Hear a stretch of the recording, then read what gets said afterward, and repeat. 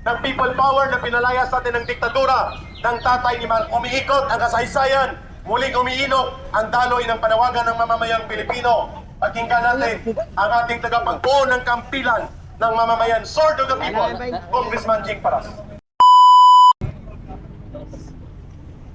Mga mahal kong mga kababayan, 40 na taon, 40 years na pinatalsik natin yung numero 1 magnanakaw na si Marcos Sr., no? Yung tatay nitong Pangulo ngayon. Mga kababayan, narinig nyo ang pinagsasabi ng mga 18 ng mga Marines at binulgar nila na sila ay inutusan na magdala ng mga pera sa bahay ni Marcos Jr. mismo.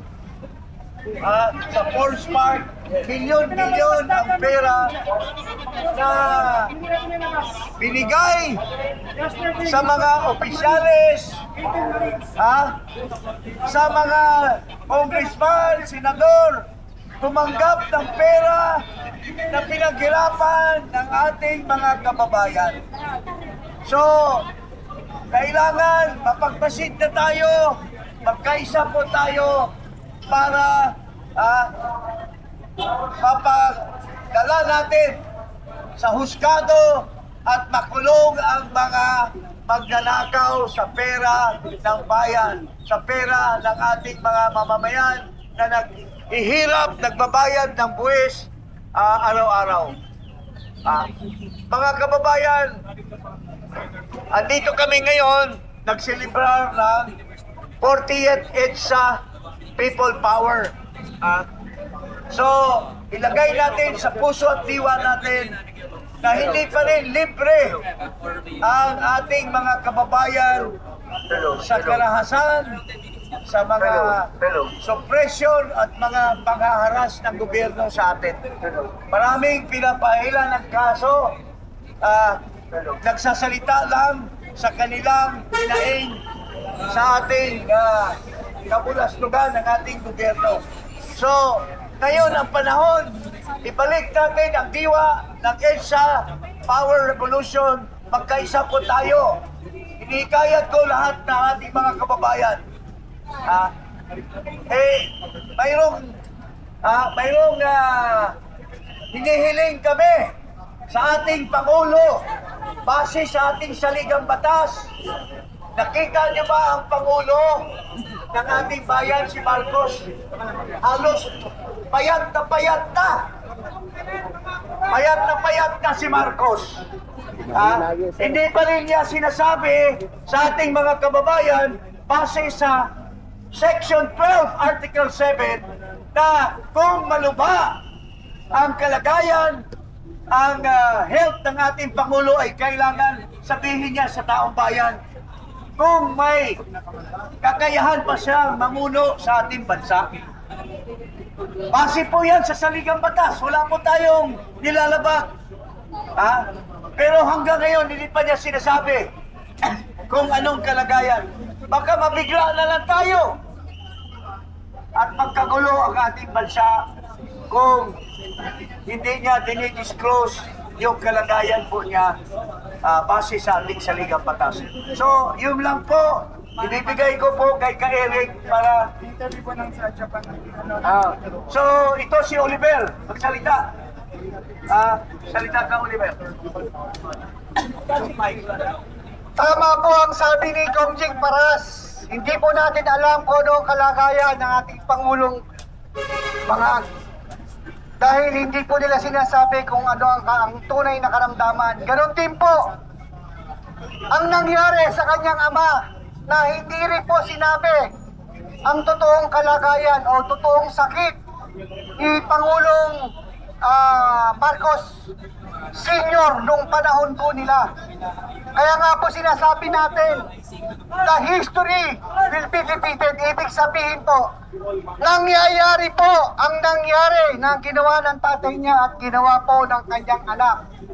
Unti mo sa pagnanakaw Ayan, kayo po, mulat ang ating mga mata kung ganong kalaki na ang nawawala sa kabanang bayan. Ano po ba ang kalagayan ng Pilipinas sa panahon ngayon? Pilit po nilang sinasalba at pinapakita sa taong bayan na tayo ay may pag-asa pa. May pag-asa pa po tayo? Wala na tayo dahil tayo ay palubog na. Ayan po, pinapakita na ng mga media po sa ibang bansa na hindi na po natin kaya. Ang dollar, napakataas na. Yung bigas, magkano na po ngayon? 57, 58, halos $1. Oh, 60 na po. Nasa na po ang 20 pesos na bigas na sinasabi niya at nag-alat pa po siya ng budget. Pero ano nangyari? Wala. Lahat po ng sinasabi ni Pangulong BBM ay kasinungalingan.